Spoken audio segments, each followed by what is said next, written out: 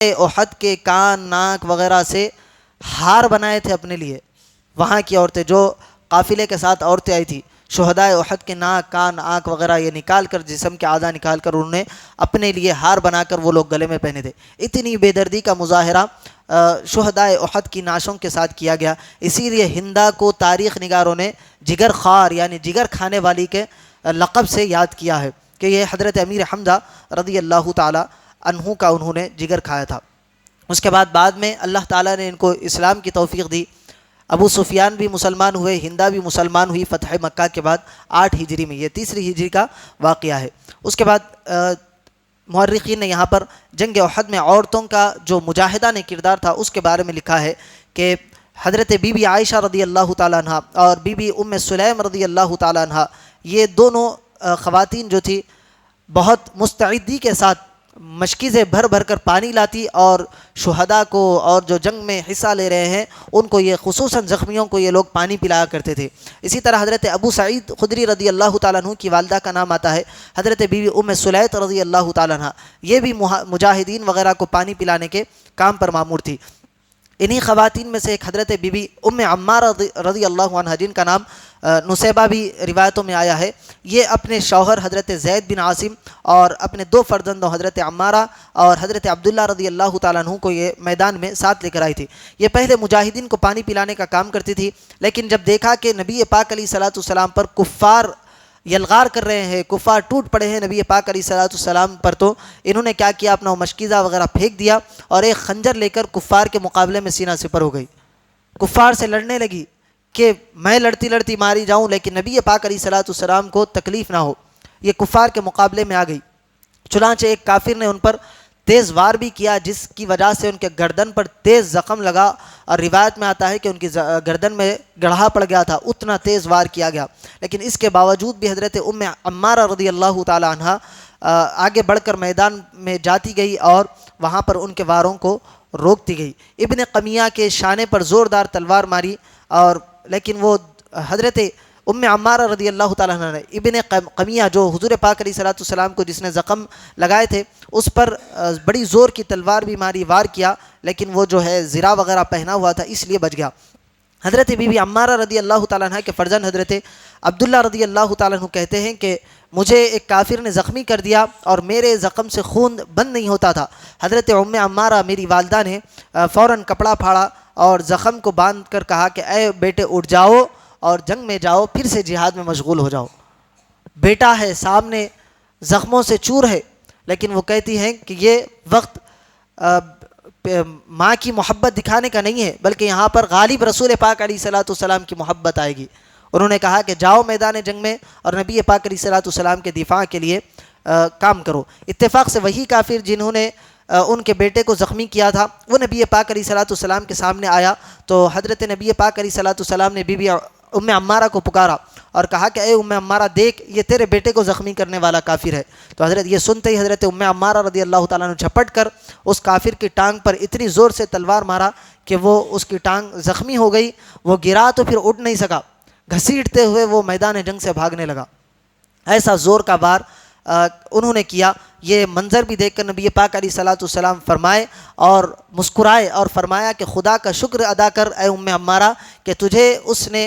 تجھ کو اللہ تعالیٰ نے اتنی طاقت اور ہمت عطا فرمائی کہ تو خدا کی راہ میں جہاد کر پائی ہے۔ نبی پاک علیہ الصلوۃ والسلام نے ان کے لیے یہ دعا کی، اور حضرت ام عمارہ رضی اللہ تعالیٰ عنہ نے عرض کیا یا رسول اللہ صلی اللہ علیہ وسلم، آپ دعا فرمائیے کہ ہم لوگوں کو جنت میں بھی آپ کی خدمت کرنے کا موقع ملے، آپ کی خدمت گزاری کا شرف ہم کو جنت میں بھی عطا ہو۔ تو نبی پاک علیہ الصلوۃ والسلام نے اس وقت ہاتھ اٹھائے اور ان کے شوہر اور ان کے بیٹوں کے لیے اور ان کے لیے دعا فرمائی، اللہم اجعلہم رفقائی فی الجنہ، یعنی اے اللہ ان سب کو جنت میں میرا رفیق اور میرا ساتھی بنا دے۔ اور جب یہ دعا کی تو حضرت ام عمارہ اتنی خوش ہوئی۔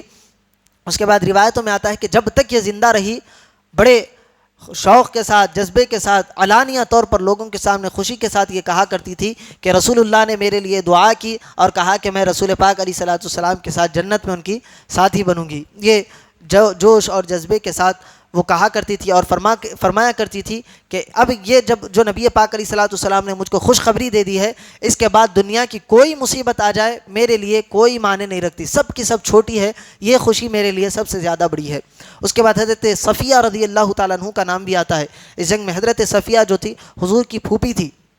حضرت امیر حمزہ رضی اللہ تعالیٰ عنہ کی شہادت ہو گئی، تو یہ چاہتی تھی کہ حضرت امیر حمزہ رضی اللہ تعالیٰ عنہ کو دیکھے۔ نبی پاک علیہ الصلوۃ والسلام نے فرمایا، جو حضرت زبیر ابن عوام رضی اللہ تعالیٰ عنہ کی غالباً والدہ تھی حضرت صفیہ، حضرت زبیر سے فرمایا کہ اے زبیر، صفیہ کو آنے مت دو، پھوپھی کو آنے مت دو، کیونکہ وہ حضرت امیر حمزہ رضی اللہ تعالیٰ عنہ کو نہیں دیکھ سکیں گی، کیونکہ ناک آنکھ وغیرہ کاٹ دیے گئے تھے، جسم میں سے پیٹ کاٹ کر بہت سارے اعضاء ان کے نکال دیے گئے تھے۔ تو نبی پاک نے فرمایا کہ صفیہ کو، پھوپھی جان کو آنے مت دو۔ تو حضرت صفیہ رضی اللہ تعالیٰ عنہ آئی تو حضرت زبیر جو ان کے فرزند تھے ان کو روکنے لگے کہ نبی پاک کا حکم ہے کہ آپ مت دیکھیں۔ تو انہوں نے کہا کہ نہیں، میں اپنے بھائی کی لاش کو دیکھنا چاہتی ہوں، مجھے سب پتہ ہے کہ ان لوگوں نے، ظالموں نے میرے بھائی کے ساتھ کیا کیا ہے، میں بس دیکھنا چاہتی ہوں۔ پھر نبی پاک علیہ الصلوۃ والسلام نے اجازت دی، تو وہ اجازت لے کر آئی اور دیکھا کہ ان کے بھائی جو حضرت امیر حمزہ کے کان بھی کاٹ دیے گئے ہیں، آنکھ بھی پھوڑ دی گئی ہے، ناک بھی کاٹ دیے گئے ہیں، جسم کے بہت سارے اعضاء کاٹ دیے گئے ہیں، جگر کا ٹکڑا چبا کر وہیں پھینک دیا گیا ہے۔ اس شیر دل خاتون نے، حضرت صفیہ رضی اللہ تعالیٰ عنہا نے دیکھا تو بس انا للہ و انا الیہ راجعون پڑھا اور صدمہ ان کے دل پر گزرا اور وہ ان کی مغفرت کی دعا کرتے ہوئے وہاں سے چلی گئی۔ ایک اور انصاری صحابیہ کا ذکر آتا ہے جن کا نام سیرت کی کتابوں میں، بہت ساری سیرت کی کتابوں میں پڑھنے میں نہیں ملا، ان کا نام غالباً میرے ذہن میں ابھی بھی نہیں ہے۔ تو وہ انصاری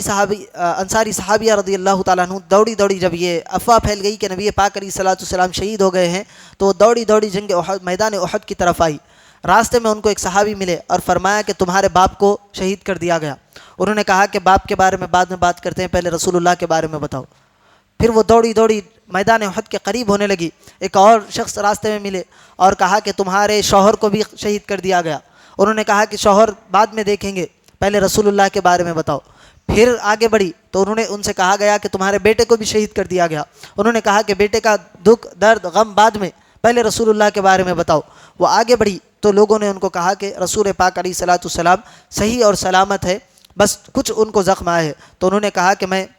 کہنے سے ماننے والی نہیں ہوں، مجھے رسول پاک علیہ الصلوۃ والسلام کا دیدار کرنا ہے، جب تک میں رسول اللہ کو اپنی آنکھوں سے نہیں دیکھ لوں گی میرے دل کو قرار آنے والا نہیں ہے۔ انہوں نے نبی پاک علیہ الصلوۃ والسلام کے سامنے جب وہ گئی اور رسول پاک علیہ الصلوۃ والسلام کو دیکھا تو وہ اطمینان میں آ گئی اور کہا کہ یا رسول اللہ، آپ سلامت ہے تو دنیا کی جو بھی مصیبت آ جائے وہ ہمارے لیے کوئی معنی نہیں رکھتی، اس کی کوئی قدر و قیمت نہیں۔ باپ شہید ہوتا ہے ہو جائے، شوہر جاتا ہے جائے، میں یتیم ہو گئی، بیوہ ہو گئی اور بیٹا میرا شہید ہو گیا، لیکن یا رسول اللہ آپ سلامت ہے تو ساری دنیا سلامت ہے۔ یہ جذبہ اس جنگ میں خواتین کا اہم کردار بھی رہا اور ان کا یہ جذبہ تھا۔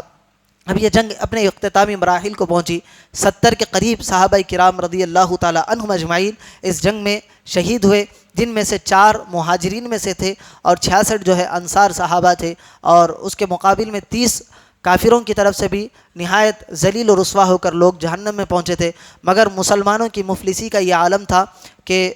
شہدائے احد کے لیے 70 نعشوں کے لیے ان کے پاس کفن کا کپڑا بھی میسر نہ تھا، اور نبی پاک علیہ الصلوۃ والسلام کا یہ حکم تھا کہ ان شہداء میں سے ایک قبر میں کئی شہداء کو دفن کیا جائے، کیونکہ ایک تو جنگ کا معاملہ تھا، سارے صحابہ تھکے ہوئے تھے، اور دوسرا یہ کہ احد کا میدان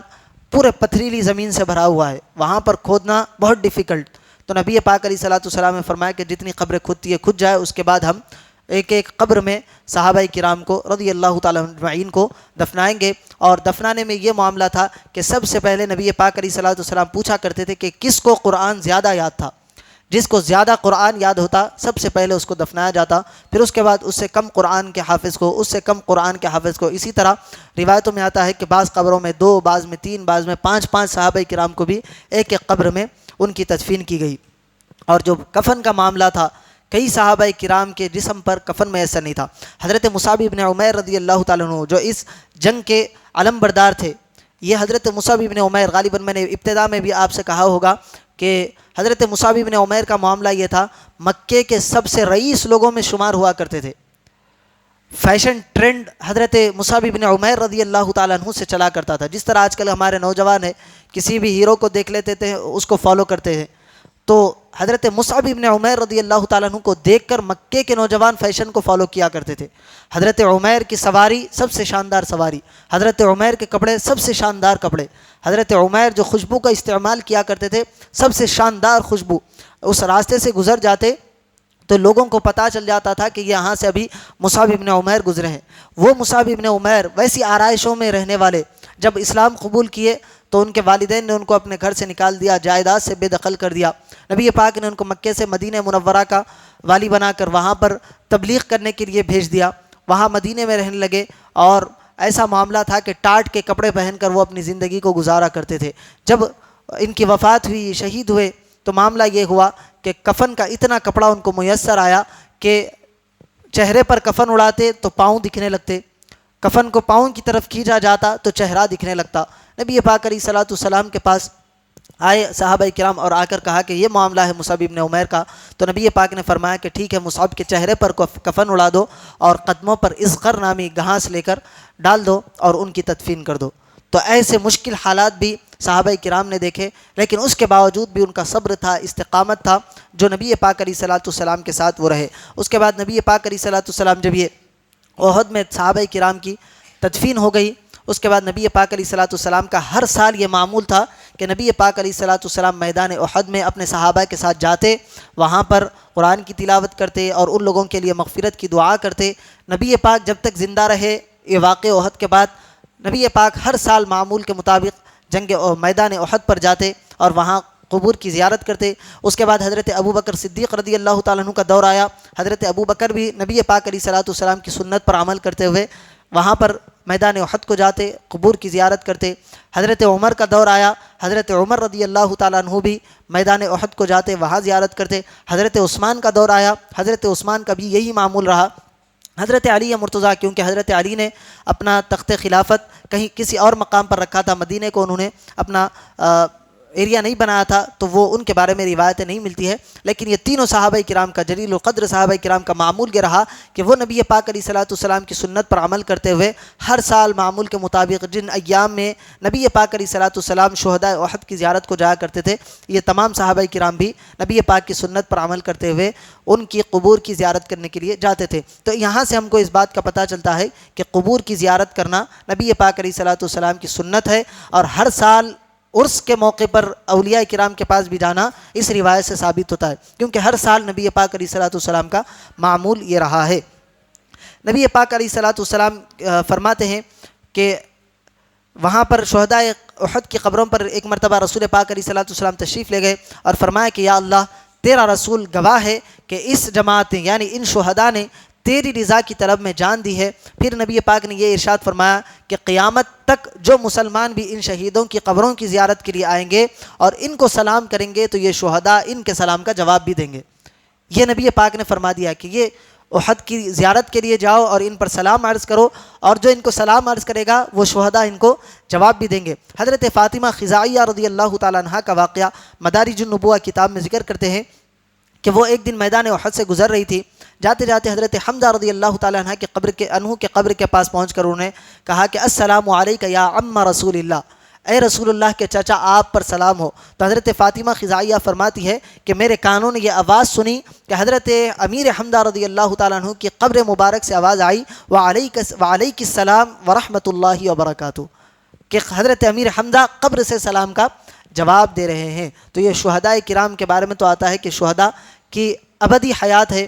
شہداء ہمیشہ کے لیے زندہ ہے. وہ کیسی زندگی ہے وہ اللہ تعالیٰ بہتر جانتا ہے, کیونکہ اللہ نے قرآن میں ذکر کر دیا وَلَا تَحْسَبَنَّ الَّذِينَ قُتِلُوا فِي سَبِيلِ اللَّهِ أَمْوَاتًا, کہ تم ان کو مردہ نہ سمجھو, ان کو مارے گئے ہوئے نہ سمجھو, بلکہ وہ زندہ ہے. وہ کس طرح ان کی زندگی ہے وہ اللہ بہتر جانتا ہے.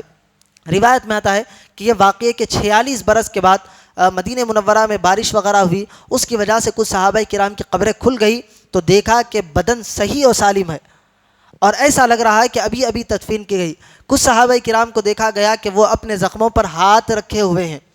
اور جب ان کی نعش کو اٹھایا گیا تو جب ہاتھ اٹھا تو وہاں سے خون بہنے لگا. ابھی یہاں پر ہمارے عثمان مول صاحب موجود تھے. عثمان مول صاحب نے 2-4 گھنٹے پہلے ایک ویڈیو بھیجے, غالباً وہ ہمارے پڑوسی ملک کی ہے. قبر کی کھدائی ہو رہی ہے تو کھودتے کھودتے بازو کی قبر پر ان کا وہ پھوڑا پڑ گیا، تو بازو کی قبر سے کفن نظر آنے لگا اور تازہ خون بہنے لگا.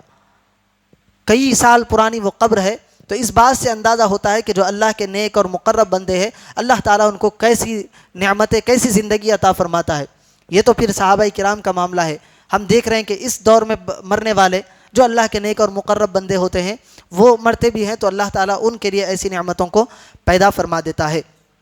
اسی کے ساتھ ساتھ اب یہ جو جنگ کا معاملہ ہے یہ پورا ختم ہوا، لیکن اس جنگ میں کچھ دروس، کچھ عبرتیں ہم کو ملتی ہیں کہ مسلمانوں کو اللہ تعالیٰ نے یہ شکست کیوں دی، شکست کا معاملہ کیوں پیش آیا. کہ مسلمانوں کو تو اگر اللہ پر وہ بھروسہ کرتے تھے تو چاہیے تھا کہ اللہ ان کی مدد کرتا، جس طرح بدر میں مدد ہوئی اللہ تعالیٰ ان کو اس میں بھی فتح عطا فرماتا. لیکن یہ سارے معاملات کیوں ہوئے؟ تو یہاں سے ایک یہ چیز سبق ملتی ہے کہ جو بڑوں کی بات ہوتی ہے، اگر بڑوں کا کہنا نہ مانا جائے تو ہم کو نقصان اٹھانا پڑ سکتا ہے. کیونکہ نبی پاک علیہ السلام نے کہا تھا کہ اس پہاڑ پر کھڑے ہو جاؤ اور وہاں سے جب تک میرا حکم نہ آ جائے ہلنا نہیں. صحابہ کرام نے دیکھا کہ ہم جنگ جیت رہے ہیں، وہ درہ چھوڑ دیا نبی پاک کے حکم کے آنے سے پہلے. ادھر سے دیکھا گیا کہ حضرت خالد ابن ولید رضی اللہ تعالی عنہ ادھر سے فوج لے کر آئے اور مسلمان دو طرف سے پیچھے گئے. یہ ایک تو نبی پاک علیہ السلام کے حکم پر عمل نہیں ہوا، اور اس کے علاوہ اللہ تعالیٰ فرماتا ہے کہ لیمیز اللہ الخبیث من الطیب، کہ اللہ تعالیٰ کھرے اور کھوٹے کی، برے اور اچھے کی پہچان کرا دے. اچھے کون ہیں، برے کون ہیں، کس کا مقام اللہ کی نظروں میں زیادہ ہے اور کون اسلام سے دور بھاگنے والا ہے. کیونکہ اس جنگ کی ابتدا میں عبداللہ ابن ابی آیا تھا، 300 لوگوں کو لے کر یہ واپس مدینے کی طرف چلا گیا تھا، منافقین کا سردار تھا. تو اللہ فرماتا ہے کہ ہم اس جنگ کے اس جنگ کے وسیلے سے بتانا چاہتے ہیں کہ کون ہے جو اسلام کی خاطر میدان میں اترتا ہے اور کون پیٹھ دکھا کر بھاگتا ہے. اللہ پہچان کرانا چاہتا ہے اور اللہ نے پہچان بھی کرا دی. وَلِيَعْلَمَ الَّذِينَ آمَنُوا وَيَتَّخِذَ مِنكُمْ شُهَدَاءَ، اور اللہ تعالیٰ اس بات پر مومنوں کو گواہ بنانا چاہتا تھا. اللہ تعالیٰ نے یہ سارے معاملات پیش کیے. دیگر اور بھی وجوہات اس کی بتائی گئی، علماء کرام نے تفصیل کے ساتھ ان کی ذکر کیا ہے، لیکن اس تفصیل کی طرف بڑھیں گے تو بہت سارا وقت درکار ہوگا. کیونکہ ہمارا ٹارگٹ ہے کہ بہت جلدی سے ہم ان دروس سیرت کو ختم کریں، کیونکہ رمضان قریب آنے والا ہے. گزشتہ مسلسل میں سمجھتا ہوں کہ آج 19واں یا 20واں درس ہے، لیکن ہم سمجھتے ہیں کہ آدھی سے زیادہ سیرت ہماری ہوئی، ابھی آدھی باقی ہے. تو یہ تیسرا ہجرت کا سال چل رہا ہے، تیزی کے ساتھ ہم اس کو ختم کریں گے.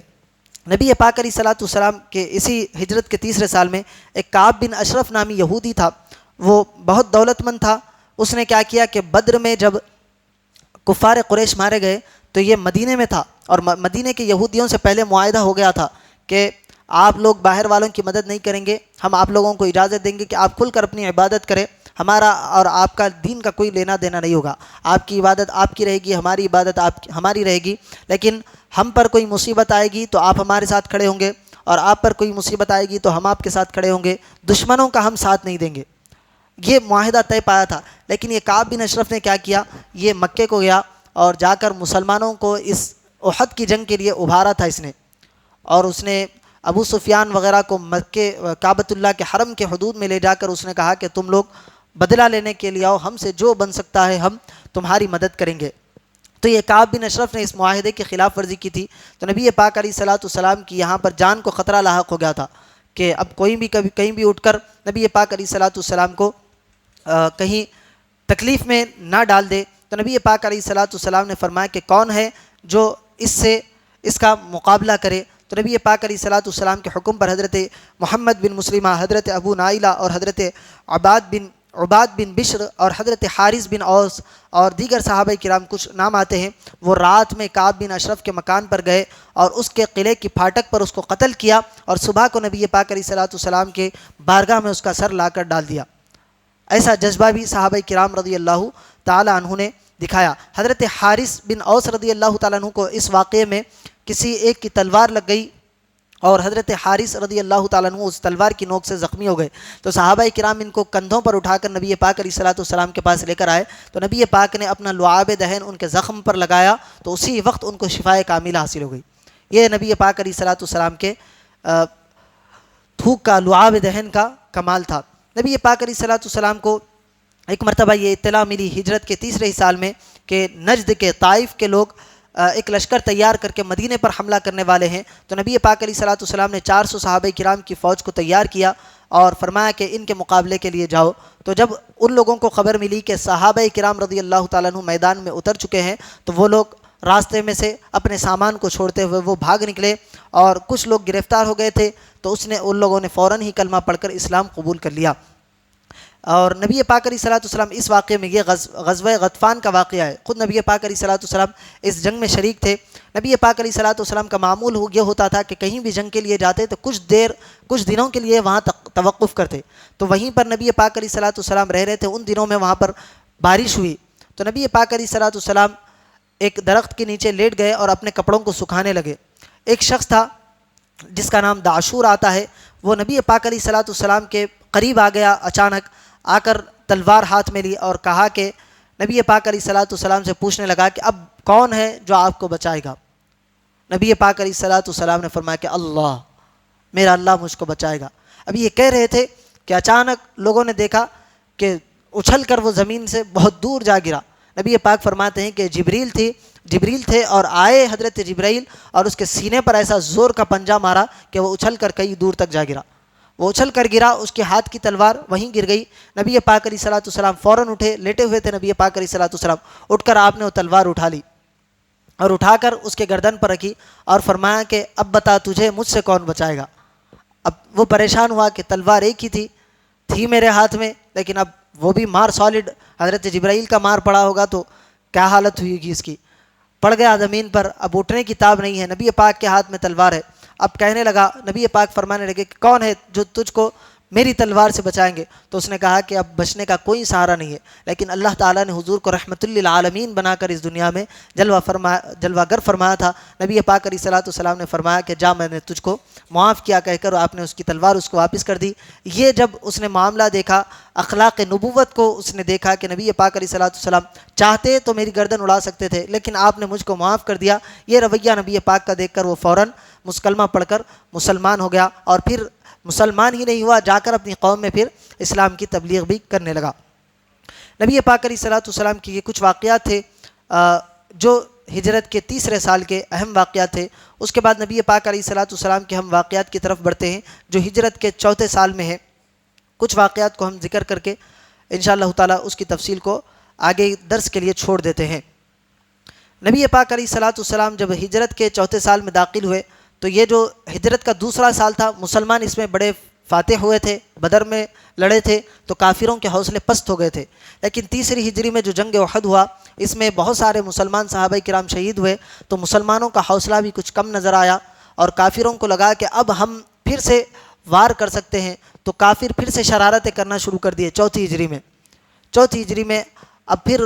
ستانے لگے مسلمانوں کو، تو مجبوراً صحابہ کرام رضی اللہ تعالیٰ عنہ کو دفاع کرنے کے لیے بہت ساری لڑائیاں اس سال میں لڑنے کے لیے آمادہ کیے ان لوگوں نے۔ تو بہت سارے لڑائیاں شروع ہوئی ہجرت کے چوتھے سال میں۔ ہجرت کے پہلے ہی دن، چوتھے سال کے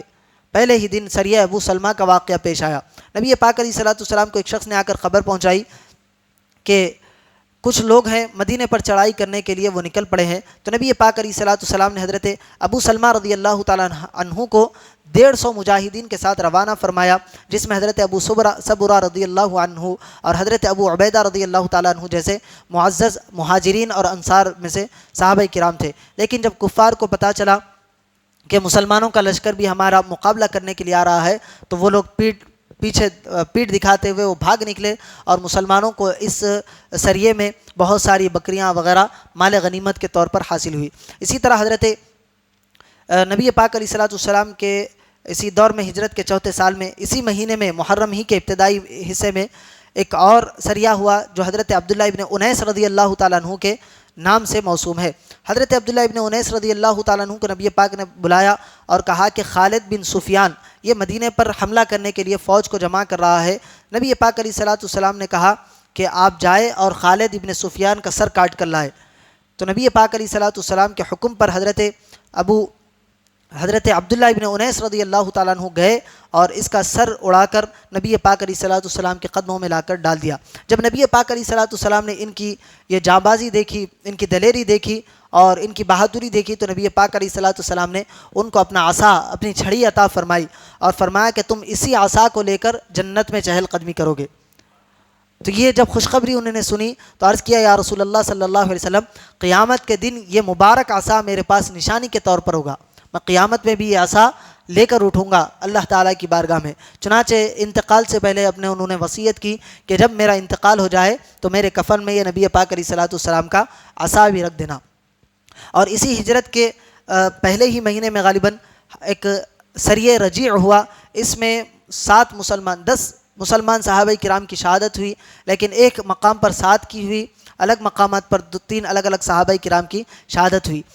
واقعہ اس کا یہ تھا کہ کچھ قبیلے کے لوگ نبی پاک علیہ الصلوۃ والسلام کی بارگاہ میں آئے اور بڑا دردناک یہ واقعہ گزرا ہجرت تاریخ کے اندر۔ انہوں نے کہا کہ ہمارے قبیلے والوں نے اسلام قبول کیا ہے، آپ کچھ صحابہ کرام رضی اللہ تعالیٰ عنہم کو ہمارے ساتھ بھیج دیجیے تاکہ وہ لوگ ہمارے ساتھ چل کر ہماری قوم کو عقائد اور اعمال میں مدد کریں، ان کو سکھانے کے لیے تاکہ ان کی اصلاح ہو۔ نبی پاک علیہ الصلوۃ والسلام نے ان لوگوں کی درخواست پر 10 منتخب صحابہ رضی اللہ تعالیٰ عنہم اجمعین کو ان کے ساتھ حضرت عاصم بن ثابت کی ماتحتی میں ان کو لیڈر بنا کر ان لوگوں کو روانہ کر دیا۔ جب یہ مقدس قافلہ مقام رجیع پر پہنچا تو ان لوگوں میں سے کچھ نے غداری کی اور بدعہدی کی اور قبیلے بنو لحیان کے کافروں کے ساتھ انہوں نے معاملات طے کیے۔ اچانک وہ لوگ 200 کی تعداد میں ان 10 مسلمانوں پر حملہ کر دیے، لیکن صحابہ کرام جو تھے بڑے جانباز صحابہ کرام تھے، وہ لوگ بھی اپنا بچاؤ کرتے ہوئے ایک اونچے مقام پر چڑھ گئے اور جا کر وہاں سے تیر چلانا اور پتھر وغیرہ جو بھی ہاتھ کو لگ جاتا وہ اس قافلے پر جو 200 لوگ آئے تھے بنو لحیان کے ان لوگوں پر ان لوگوں نے برسانا شروع کر دیے۔ تو ان لوگوں نے سمجھ لیا کہ ہم کچھ بھی کر لیں مسلمانوں سے مقابلہ نہیں کر سکتے، یہ ہے تعداد میں کم 10 ہے لیکن 200 پر بھاری پڑ رہے ہیں۔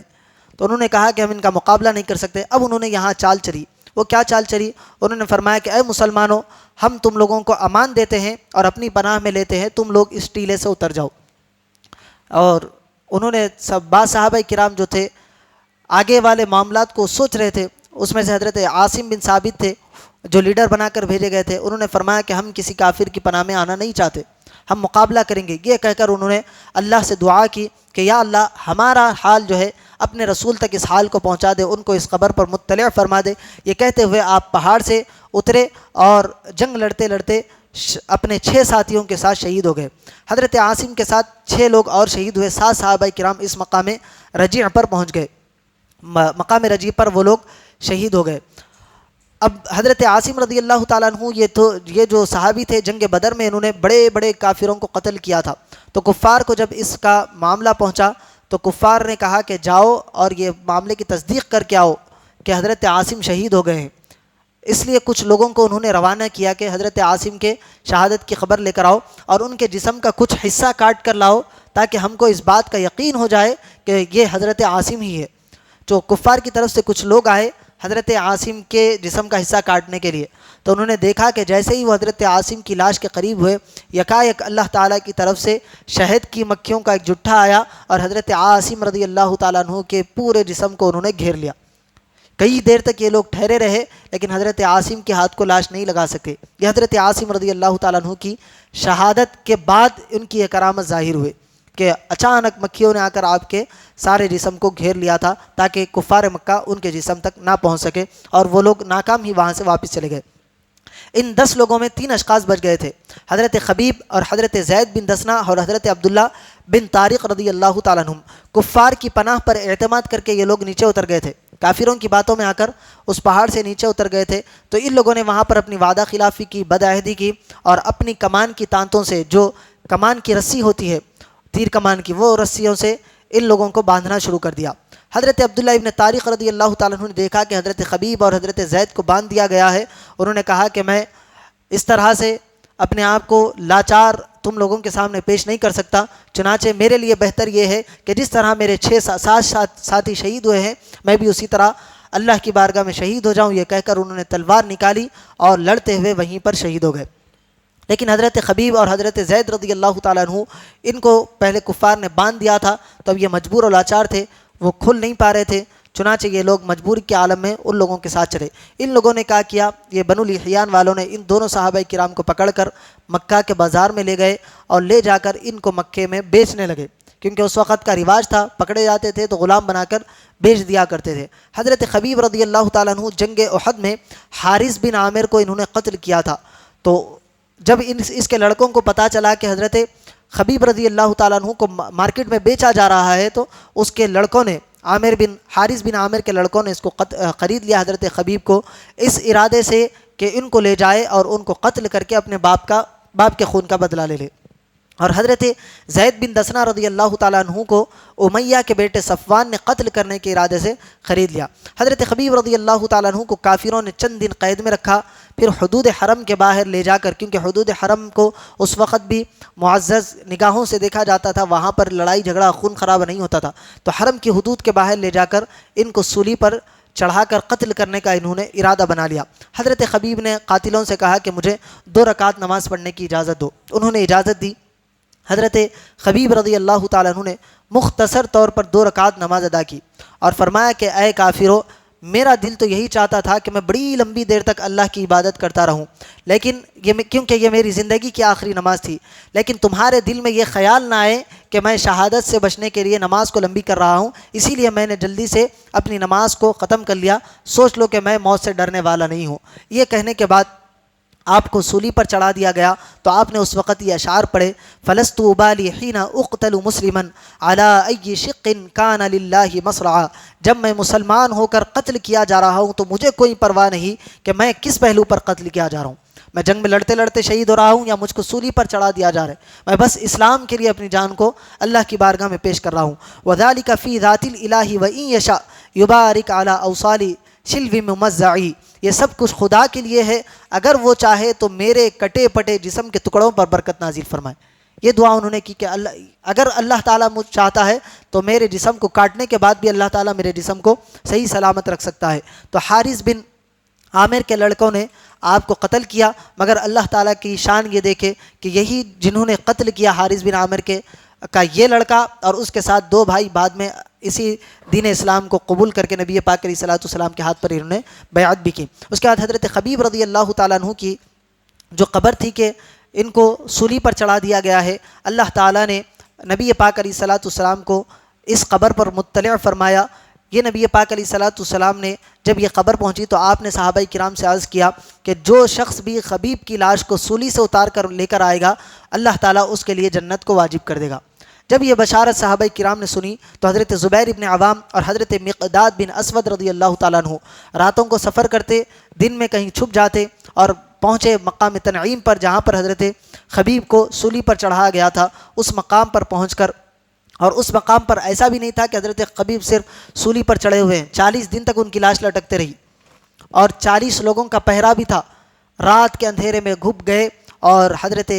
خبیب رضی اللہ تعالیٰ عنہ کو انہوں نے اتارا اور اتار کر ان کی نعش مبارک کو اپنے گھوڑے پر سوار کر وہاں سے نکل گئے، اور فرماتے ہیں کہ 40 دن گزر جانے کے باوجود بھی حضرت خبیب کی لاش ترو تازہ تھی اور زخموں سے تازہ خون ٹپک رہا تھا۔ 40 دن تک مسلسل ان کی ناش سے خون ٹپکتا رہا۔ یہ لوگ ان کی ناش کو لے کر سوار ہو گئے، آدھا راستہ طے کر لیا، لیکن قریش کو پتہ چل گیا، صبح اٹھے تو دیکھا کہ لاش غائب ہے۔ انہوں نے پھر وہ تعاقب کیا نشانوں کے ذریعے سے کہ کس طرف گئے ہوں گے۔ تعاقب کرتے کرتے کرتے ایک مقام پر انہوں نے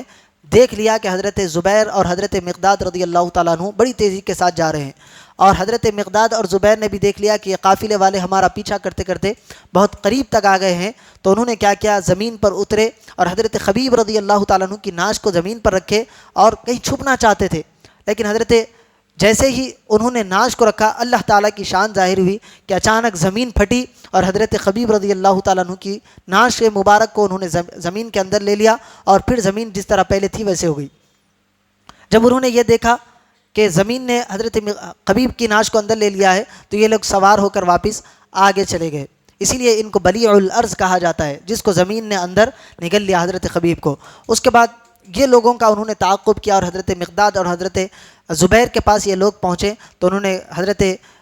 زبیر اور حضرت مقداد نے کہا کہ اے لوگوں، ہم 2 شیر ہیں جو اپنے جنگل کی طرف جا رہے ہیں، ہم مدینے کی طرف جا رہے ہیں، مدینے کے شیر ہیں، اگر تم چاہتے ہو کہ تمہارا خاتمہ ہو جائے یہیں پر تو پھر ہمارا راستہ روک کر دکھاؤ۔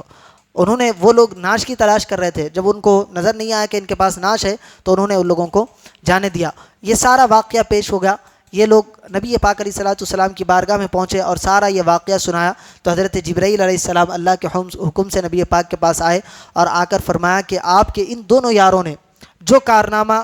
انجام دیا ہے اس پر اللہ تعالیٰ نے کہا کہ فرشتوں کی جماعت کو بھی ان پر رشک ہے۔ آج فرشتوں کی جماعت حضرت زبیر اور حضرت مقداد پر فخر کر رہی ہے۔ حضرت خبیب کی جو نعش کو یہ لوگ اتار کے لائے۔ اب حضرت زید رضی اللہ تعالیٰ عنہ بچ گئے تھے۔ حضرت زید بن دسنہ رضی اللہ تعالیٰ عنہ کو بھی قتل کرنے کے یہ لوگ بازار میں لے کر آئے تو سارے کفار قریش جو اس دن تھے وہاں پر جمع ہو گئے، ان میں ابو سفیان بھی تھے۔ انہوں نے جب حضرت زید کو سولی پر چڑھا دیا تو ابو سفیان کہنے لگے کہ اے زید سچ کہنا، اگر اس وقت تمہاری جگہ محمد صلی اللہ علیہ وسلم اس طرح قتل کیے جاتے تو کیا تم اس کو پسند کرتے؟ تو حضرت زید رضی اللہ تعالیٰ عنہ نے جب ابو سفیان کا یہ طعنہ سنا تو تڑپ گئے اور تڑپ کر کہنے لگے، جذبات سے بھری آواز میں وہ کہنے لگے کہ خدا کی قسم میں اپنی جان کو قربان کر دینا عزیز سمجھتا ہوں، لیکن رسول پاک علیہ الصلوۃ والسلام کے پاؤں کے نیچے ایک کانٹا بھی چبھ جائے یہ مجھ کو برداشت نہیں ہے۔ میں اپنی جان رسول پاک علیہ الصلوۃ والسلام کی جان پر ایک نہیں کئی ہزار مرتبہ قربان کرنے کے لیے تیار ہوں۔ یہ سن کر ابو سفیان نے کہا کہ یہ میں نے بڑے بڑے محبت کرنے والوں کو دیکھا ہے، لیکن جیسی محبت رسول اللہ کے صحابہ ان سے کرتے ہیں، محمد صلی اللہ علیہ وسلم کے دوست صحابی ان کے ساتھ کرتے ہیں، ویسی محبت کرنے والے میں نے دنیا میں کہیں نہیں دیکھے ہیں۔ ان عاشقوں کی کہیں اور مثال نہیں مل سکتی۔ اس کے بعد حضرت زید بن دسنہ رضی اللہ تعالیٰ عنہ کو امیہ ابن صفوان ابن امیہ کے غلام نستاس نے آپ کی گردن پر وار کیا اور آپ بھی جام شہادت کو نوش کیے۔ یہ کچھ واقعات ابتدائی تھے جو ہجرت کے 34 سال کے تھے، جس کو آج ہم نے سماعت کیا۔ انشاءاللہ تعالیٰ اس کے بعد کے واقعات آئندہ درس میں ہم سماعت کریں گے۔ اللہ تبارک و تعالیٰ سے دعا کرتے ہیں کہ مولا کریم کہنے اور سننے سے زیادہ اعمال صالحہ کی توفیق عطا فرمائے، نبی پاک علیہ الصلوۃ والسلام کی سچی پکی محبت عطا فرمائے، نبی پاک علیہ الصلوۃ والسلام کے اسوہ حسنہ پر عمل کرنے کی توفیق عطا فرمائے۔ وصلی اللہ تعالی وسلم علی خیر خلقی سیدنا محمد وعلی آلہ واصحابہ اجمعین والحمد للہ رب العالمین۔